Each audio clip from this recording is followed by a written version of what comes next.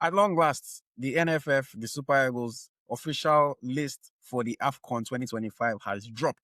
And it has dropped with some shockers, some interesting omissions, some maybe even more interesting inclusions. And I'm just going to give you all of my thoughts on that list that dropped and whether or not I think this is an AFCON winning squad.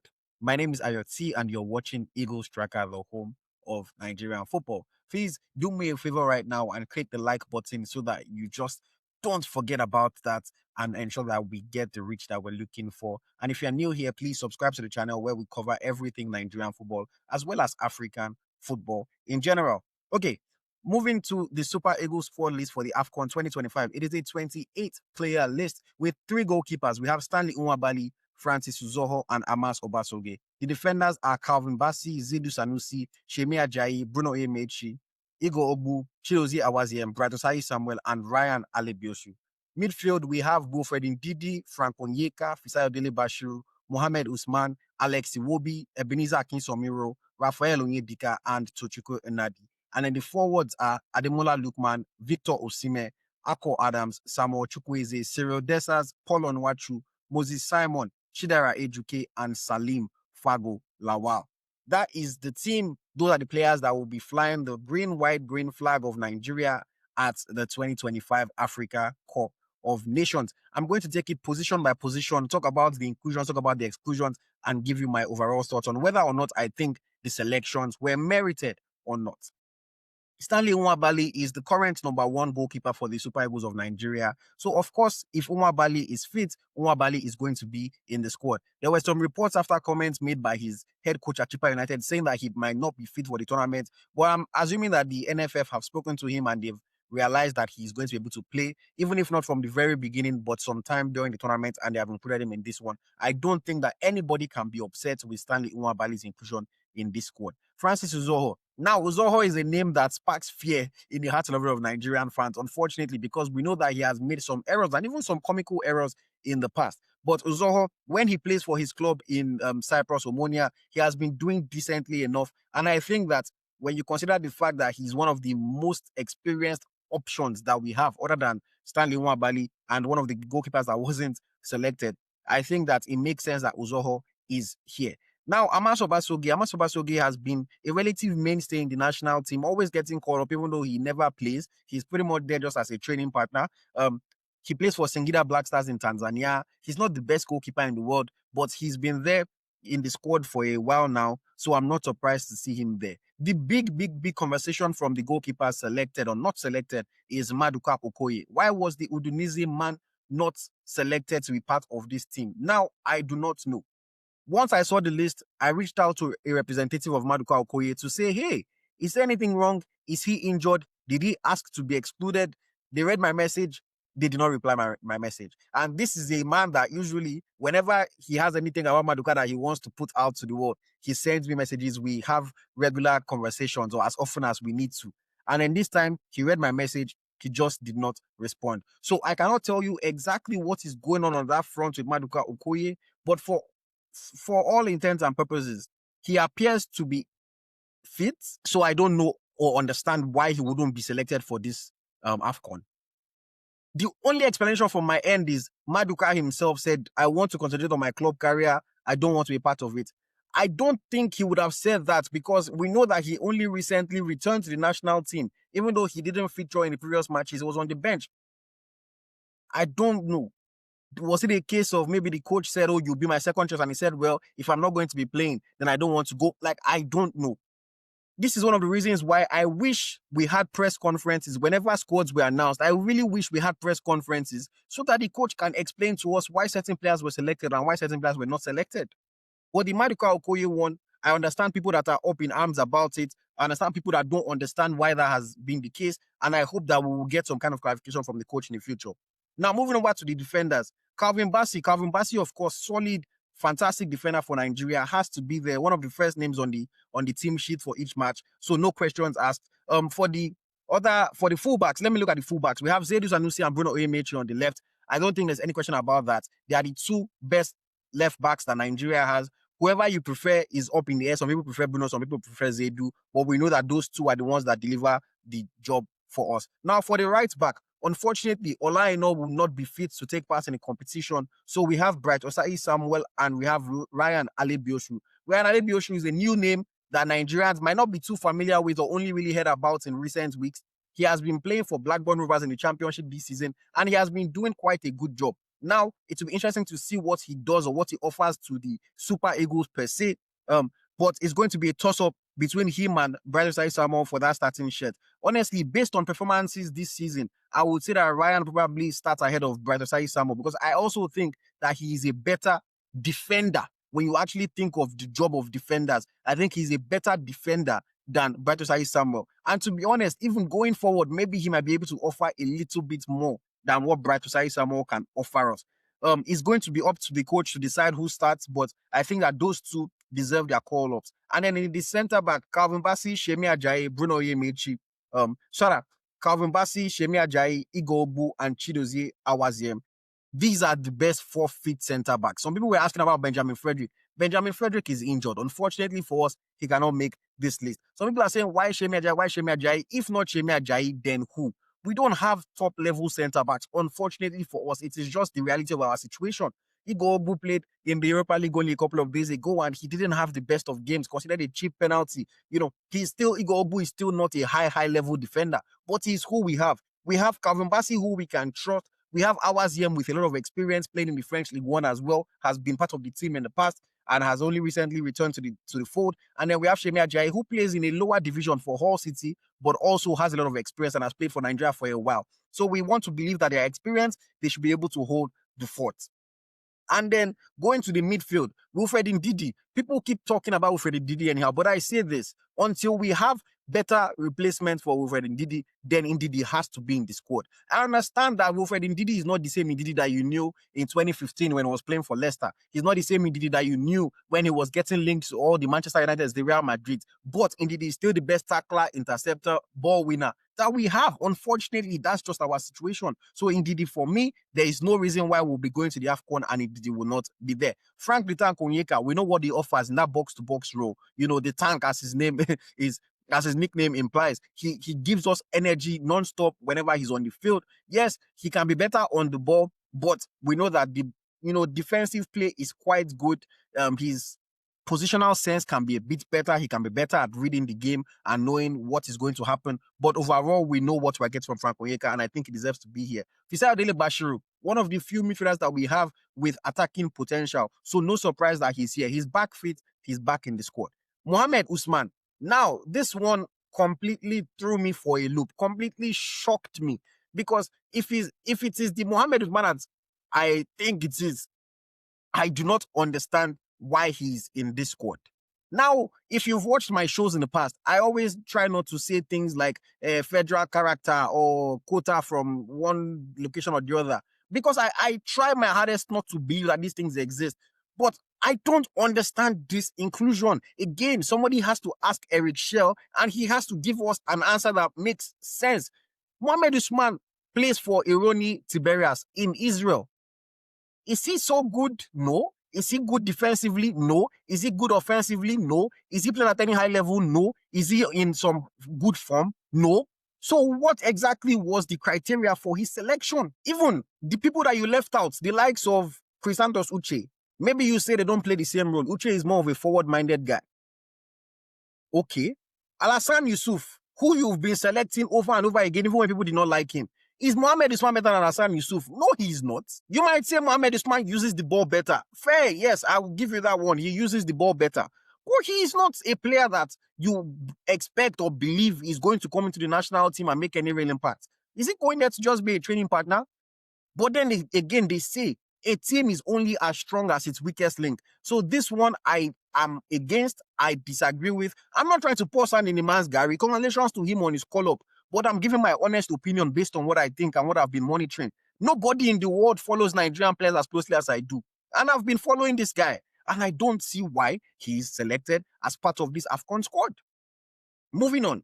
Alex Iwobi, of course Iwobi is going to be there. Whether we use him in a CM role, which we always do, we use him on the flag, Iwobi deserves to be in the national team. We know that he's one of our only players that can actually help us to dictate the tempo of the game a little bit, that can be a deep line playmaker of sorts for Nigeria, that can be the connector between the defense and the attack, that can drive the ball forward. So it will be no questions asked about that. Ebenezer Kinsomiro, new boy, coming into the team. Ebenezer Kinsomiro has been having a fine season for Pisa SC in Italian Serie A. He has shown that he can play against physical midfielders. He can play against pacey midfielders. The boy has good defensive instincts and good attacking instincts. He can play under pressure, which is something that I think we need in the Super Eagles. The fact that he can play with his back, to the opponent's goal while facing his own goal, he can play and retain possession when he's under pressure by other midfielders or attackers. I think it's a quality that we need in the team. Whether he starts or not is up to debate and is up to the coach, but Ebenezer Kinsomiro, I think, has deserved his inclusion in this squad. Rafael Onyedika,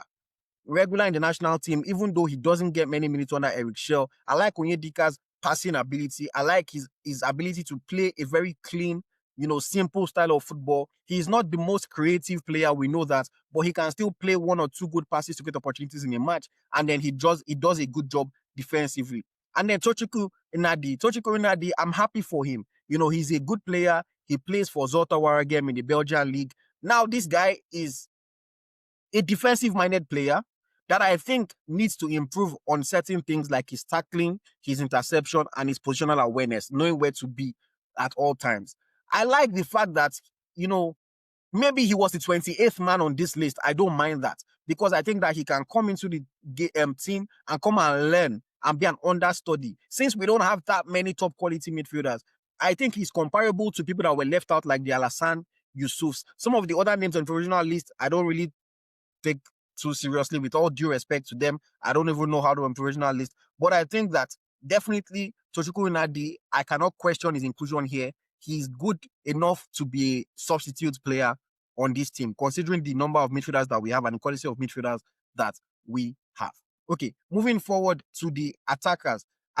We have Ademola Lookman, former African Player of the Year, has to be here. He's gradually coming back to form with Atalanta, and we know what he can offer when he's on his day, when he's having a good time. So Ademola Lookman, no questions asked about that. Victor Osimhen, always the first name on the squad. We know what Osimhen brings us: his energy, his fight, his drive, his finishing, his goals. He's on course to be Nigeria's highest ever goal scorer. Osimhen has to be there. Ako Adams has come into the team recently and has made an impact, has had some not so good games, probably cannot lead the line by himself, but we've seen him have good times playing alongside Victor Osimhen in the Nigeria attack. So no doubts that Ako Adams should be there. Samuel Chukwueze is the man in form right now, lighting it up for Fulham in the English Premier League. And of course, we've seen the way Eric Chelle has used him in the past and has allowed him to be able to have sort of a free role and be more impactful in games. So Samuel Chukwueze very well deserves his inclusion. Cyril Kolawole Desas. Cyril Desas, the Panathinaikos striker, has been out of action for a little bit, just recently came back. And I think he offers a different style of striker to what we have in the other ones. And that is probably why Eric Chelle went for him ahead of some of the other strikers that we have. Cyril Desas is a good finisher. If given an opportunity in and around the penalty area, he will put the ball in the back of the net. So I'm not mad at his inclusion at all. Salim Fagolawal, another one that I cannot explain to you why or how he has made this team. If you've been following Nigeria's underage football, then of course you know who Salim Fagolawal is. He has represented us at the under-20 level. But really, there is nothing about his professional career that says that this guy is a Super Eagles player. And I'm not trying to be disrespectful. Whether you play him on the flank or you play him as a number 9, he has just not offered enough. This season, he is not having some great time. He has played 18 games. He has 6 goals and 2 assists. And all of this is happening in the Croatian league. I'm not trying to say it's all about the league that you play, but then you should be able to show us some qualities that we cannot doubt. Now, maybe the coach just said, oh, I want a relatively pacey striker, and I think that he's the paciest, so let me put him on the list. I don't know exactly. Again, this is why we need to have a press conference and let the coach explain to us some selections and some omissions. But as far as I'm concerned, there is no way I would have done a list based on either record in the past or this season and included Salim Fagolawal. Again, I'm not trying to knock on the boy. I'm not trying to rain on his parade. I personally just think that there were better options in the attack, maybe in the likes of Durosimi, that could have taken this spot, even if you wanted to include a relatively new name. So, I mean, Let me know what you guys think about his inclusion in the comments. And then we have Moses Simon, a mainstay in the team, one of the captains of the squad. Of course, Simon was going to be there. We know that Simon's performances have not been at the level that we expect in recent times, but we know that Simon is one of the first players to always be in the squad. Chidera Ejuke made his return to the squad in recent months, and then Ejuke is going to the AFCON. He brings a little bit of pace, he brings trickery, he brings some dynamism in the attack. Yes, his decision making can be better, but we cannot be mad at his inclusion in this one. And then finally, we have Paul Ebere Onwachu. I am happy to see that Onwachu has been included because he is the most informed Nigerian striker going into this tournament. And I feel like there is no way you select a team and you don't call your most informed striker, or in fact, your most informed player. Onwachu has been scoring goals for fun in Turkey. You might laugh and say it's Turkey, but Osimhen is also playing in Turkey, and Osimhen has not scored as many as Onwachu in the league. So what are we talking about? Yes, he is 6'7". Yes, he's a different kind of striker. Yes, he can be clumsy on the ball, but he delivers. And the coach needs to use him in a way that he can deliver. Is he going to start? Of course not. Osimhen will start. But in a game where you need some hold-up play, where somebody like Arokodare has not done too well in the past, in a game where you need some aerial threat, where somebody like Arokodare has not done too well in the past, Paul Onwachu is the guy that can come and offer that. Nigerians might be upset about his previous performances, but I've never felt like we've really tried to cater to the kind of striker that he is. And I'm not saying everybody has to conform to Paul Onwachu. He's not that good to say the entire team should conform to him. But if you bring on a striker with his physical attributes, of course you have to try to service him in a way that he can do well. Give Paul a chance and Paul will score. He is not Osimhen that is going to be pressing for 90 minutes. He is not Osimhen that is going to be running helter-skelter. So don't expect him to come in and do what Osimhen does. But if you deliver the ball to him in the box, in the air, in dangerous opportunities, you ask him to hold up play and link with his forwards, he can do that very well. So I am personally excited to see Paul Onwachu return to the squad. And I hope that he repays my happiness with at least some good performances and a few goals at the tournament. Overall, I'll rate this squad selection like a 7 out of 10. A few questions that I have, a few players that I feel like should not have been there, a few players that I feel like, should probably have been selected ahead of some of the people that were selected. I can't be mad at Arokodare's exclusion. He hasn't really delivered at the kind of job that you expect him to deliver, despite him scoring 2 goals. Some of the other players like Boniface, of course, we know that their form is not up to it. So overall, I'm not too mad at the squad, but I feel like we need to stop watering down what it means to be a Super Eagles player. We need to stop watering down the criteria for getting selected to play for the national team of Nigeria. This is supposed to be a team comprised of the best as far as Nigerian football is concerned. And I think that some players that are here are not the best of the best. That is my opinion. Can this squad win the AFCON? Honestly, with fight, with determination, yes. Do I think that on paper, this is a squad that wins the AFCON? No. I don't think that the squad is good enough, unfortunately. The defense, I think that we have issues in defense. We are not as strong as we can be. How I wish Frederick was there. How I wish Olaino was there. But Ale Bioshu has to step up. Igor Ogbu and Shemi Ajayi have to step up. I'm really nervous to see what happens with our defense. In midfield, I think with Ndidi and Iwobi and Onyeka, for the most part, we are fine. If we need to make certain changes, we have somebody like Dele Bashiru that can come in. We have Akin somebody that can come in, Onyeka that can come in. So I'm not too mad at the midfield. It is almost as good as we typically have. So I can't be too mad about it. And then for the forwards, with Lookman, Osimhen, Chukwueze, Simon, I think that we can say, these are the normal names that we expect in our forward line. So we cannot be too mad about it. The substitutes, we have to cross our fingers and hope that they can deliver for us. It is mostly the defense that worries me. And of course, the goalkeeping situation. If Maduka Okoye was there, I would say we have 2 good goalkeepers. But right now, I think we have 1 good goalkeeper and then 1 okay goalkeeper and then 1 goalkeeper that I frankly would not even want to see on the field at all. I'll let you figure out who is who. Yes, that is it. Those are my thoughts on this AFCON squad. I wanted to bring this video to you guys very, very quickly while I'm still hot about what I have seen. Is this Eric Shelle's team? Is this Eric Chelle and the NFF's team? Again, I don't like to say federal character, but some of these inclusions shock me, and I wonder who their godfathers are to get them into this team. I'm not trying to cast any aspersions on anybody. I'm not trying to create any allegations. I just wonder how certain players are getting into this team. If it's not a case of somebody at the NFF pushing or fighting for them. Let me know your thoughts in the comments. My name is AyoT. This is EaglesTracker, the home of Nigerian football. I'll see you in our next AFCON video. Bye-bye.